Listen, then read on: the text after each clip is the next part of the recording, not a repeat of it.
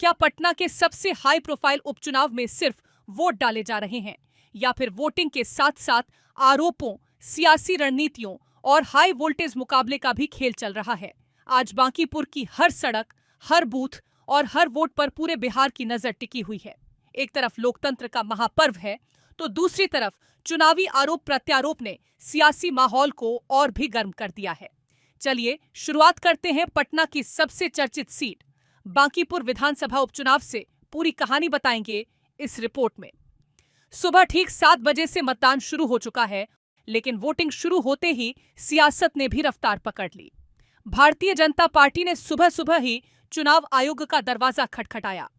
BJP ने Jan Suraaj party पर वोटरों के फर्जी पहचान पत्र बनवाने का आरोप लगाया और इस संबंध में चुनाव आयोग को लिखित शिकायत भी सौंप दी। यानी मतदान शुरू होते ही चुनावी मुकाबला सिर्फ बूथों तक सीमित नहीं रहा, बल्कि आरोपों की लड़ाई भी तेज हो गई। उधर बीजेपी अध्यक्ष नितिन नवीन ने सोशल मीडिया प्लेटफॉर्म एक्स पर पोस्ट करते हुए लोगों को याद दिलाया, पहले मतदान फिर जलपान।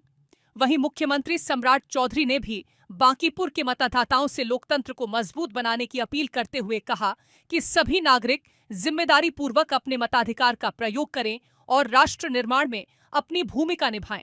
अब जरा इस चुनाव की अहमियत भी समझिए। बांकीपुर विधानसभा सीट इसलिए खाली हुई क्योंकि बीजेपी अध्यक्ष नितिन नवीन राज्यसभा के लिए निर्वाचित हो गए। इसी वजह से यहां उपचुनाव कराया जा रहा है। इस सीट पर कुल 25 उम्मीदवार मैदान में हैं। हालांकि राजनीतिक जानकारों की नजर 3 चेहरों पर सबसे ज्यादा टिकी हुई है।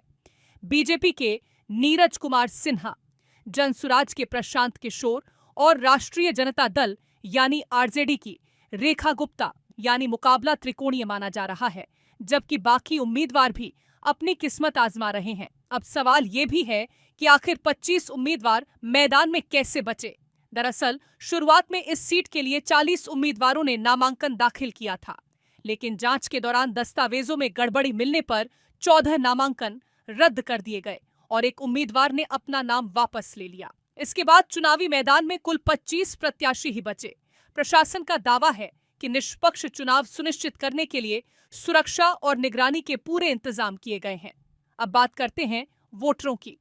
बांकीपुर विधानसभा में कुल 3,79,471 मतदाता हैं। इनमें 2,60,000 पुरुष मतदाता, 1,79,533 महिला मतदाता, 23 थर्ड जेंडर मतदाता, 85 सालों से अधिक उम्र के 3,166 वरिष्ठ मतदाता और 1,024 दिव्यांग मतदाता शामिल हैं। इन सभी के लिए कुल 422 मतदान केंद्र बनाए गए हैं। इनमें 247 सरकारी भवनों और 175 निजी भवनों में बने बूथ शामिल हैं। इसके अलावा 9 चलंत मतदान केंद्र भी बनाए गए हैं। हर बूथ पर लाइव वेबकास्टिंग की जा रही है ताकि मतदान प्रक्रिया पर लगातार नजर रखी जा सके। निर्वाचन कार्यालय में कंट्रोल कमांड रूम बनाया गया है, जहां अधिकारी खुद बैठकर हर बूथ की लाइव मॉनिटरिंग कर रहे हैं। यानी इस बार सिर्फ सुरक्षा बल ही नहीं, कैमरों की नजर भी हर गतिविधि पर बनी हुई है। उधर चुनाव आयोग ने उम्मीदवारों और उनके समर्थकों के लिए भी सख्त नियम लागू किए हैं। हर उम्मीदवार को अपने एजेंट और कार्यकर्ताओं के लिए सिर्फ 3 गाड़ियों की अनुमति दी गई है और हर गाड़ी में अधिकतम 5 लोग ही बैठ सकते हैं। मतदान के दौरान मुख्य निर्वाचन पदाधिकारी विनोद सिंह गुंजियाल ने साफ चेतावनी दी है कि मतदान खत्म होने तक एग्जिट पोल के प्रसारण और प्रचार पर पूरी तरह रोक रहेगी। अगर कोई इस नियम का उल्लंघन करता है तो उसके खिलाफ सख्त कानूनी कार्रवाई की जाएगी। उन्होंने मतदाताओं से ये भी अपील की है कि मतदान के लिए हमेशा सही और वैध पहचान पत्र लेकर ही बूथ पर पहुंचे। अगर कोई व्यक्ति गलत दस्तावेजों का इस्तेमाल करके मतदान करने की कोशिश करता है तो उसके खिलाफ भी कानूनी कार्रवाई होगी। अब एक अहम जानकारी उन मतदाताओं के लिए, अगर आपके पास वोटर आईडी यानी ईपीआईसी कार्ड नहीं है तब भी आप मतदान कर सकते हैं। चुनाव आयोग ने इसके लिए 12 वैकल्पिक पहचान पत्रों को मान्यता दी है। इनमें पासपोर्ट, ड्राइविंग लाइसेंस, आधार कार्ड, यूनिक दिव्यांग पहचान पत्र यानी यूडीआईडी, केंद्र या राज्य सरकार का फोटोयुक्त सेवा पहचान पत्र, बैंक या डाकघर की फोटोयुक्त passbook, pan card, NPR smart card, MNREGA job card, श्रम मंत्रालय का स्वास्थ्य बीमा स्मार्ट कार्ड, फोटोयुक्त पेंशन दस्तावेज और सांसद, विधायक या विधान पार्षद द्वारा जारी आधिकारिक पहचान पत्र शामिल हैं। मतदाताओं की सुविधा के लिए मतदान केंद्र से 100 मीटर पहले तक वाहन ले जाने की अनुमति दी गई है। गाड़ियों की पार्किंग की अलग व्यवस्था की गई है। मोबाइल फोन सुरक्षित रखने के लिए विशेष स्थान बनाए गए हैं। वहीं बुजुर्ग और दिव्यांग मतदाताओं के लिए हर मतदान केंद्र पर व्हीलचेयर की व्यवस्था भी की गई है। इस चुनाव को देखते हुए प्रशासन ने एक और बड़ा फैसला लिया है। बांकीपुर विधानसभा क्षेत्र के सभी मतदाताओं के लिए पेड पब्लिक हॉलिडे घोषित किया गया है।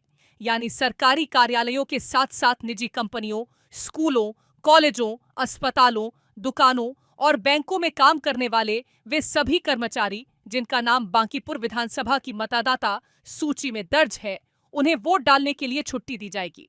अगर किसी मतदाता का कार्यस्थल बांकीपुर से बाहर भी है, तब भी संबंधित संस्थान के लिए पेड लीव देना अनिवार्य होगा। इस नियम के तहत boring road, Gandhi Maidan, Fraser road, PMCH, BN college और डाक बंगला जैसे इलाके भी शामिल हैं। अब सुरक्षा व्यवस्था की बात। जिलाधिकारी कुंदन कुमार और एसएसपी कार्तिकेय शर्मा ने सभी अधिकारियों और पुलिस बल को स्पष्ट निर्देश दिए हैं कि मतदान पूरी तरह भयमुक्त, निष्पक्ष और शांतिपूर्ण माहौल में कराया जाए। सभी बूथों पर जरूरी सुविधाएं उपलब्ध कराई गई हैं। केंद्रीय सुरक्षा बल और जिला पुलिस लगातार समन्वय के साथ क्षेत्र में गश्त कर रहे हैं। पूरे इलाके में त्रिस्तरीय सुरक्षा व्यवस्था लागू की गई है।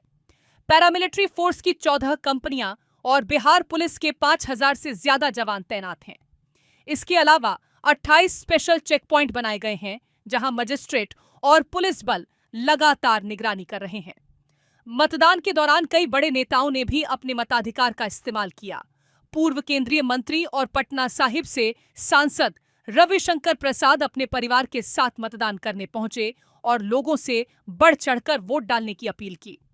बिहार सरकार के मंत्री अशोक चौधरी भी अपनी पत्नी के साथ मतदान केंद्र पहुंचे और लोकतंत्र के इस पर्व में हिस्सा लिया।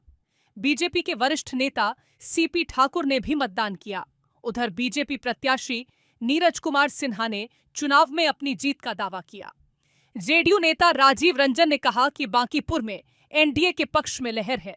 वहीं आरजेडी नेता अरुण यादव ने दावा किया कि बांकीपुर की जनता बदलाव चाहती है। अब जरा इस सीट का इतिहास भी जान लीजिए। बीजेपी अध्यक्ष नितिन नवीन लगातार 5 बार इस सीट से विधायक चुने जा चुके हैं। उन्होंने पहली जीत साल 2006 के उपचुनाव में हासिल की थी, जब इस क्षेत्र का नाम पटना पश्चिम विधानसभा हुआ करता था। उसके बाद उन्होंने लगातार अपना वर्चस्व बनाए रखा। साल 2010 में उन्होंने आरजेडी के विनोद कुमार श्रीवास्तव को 60,840 वोटों से हराया। 2015 में कांग्रेस के कुमार आशीष को 39,767 वोटों से मात दी। 2020 में कांग्रेस प्रत्याशी लव सिन्हा को 39,036 वोटों से हराया और 2025 में आरजेडी की रेखा गुप्ता को 51,936 वोटों के बड़े अंतर से हराकर लगातार 5वीं जीत दर्ज की। अब सबसे बड़ा सवाल, क्या इस बार भी बांकीपुर में बीजेपी अपना किला बचा पाएगी? क्या प्रशांत किशोर पहली बार इस सीट पर बड़ा सियासी उलटफेर कर पाएंगे या फिर आरजेडी जनता के भरोसे के साथ वापसी करेगी? इन सभी सवालों का जवाब फिलहाल ईवीएम में कैद हो रहा है। मतगणना 3 अगस्त 2026 को होगी और उसी दिन साफ हो जाएगा कि बांकीपुर की जनता ने आखिर किसके हाथ में अपनी सियासी कमान सौंपी है। फिलहाल वोटिंग जारी है। हर वोट की कीमत है और हर वोट आने वाले राजनीतिक समीकरणों को बदलने की ताकत रखता है।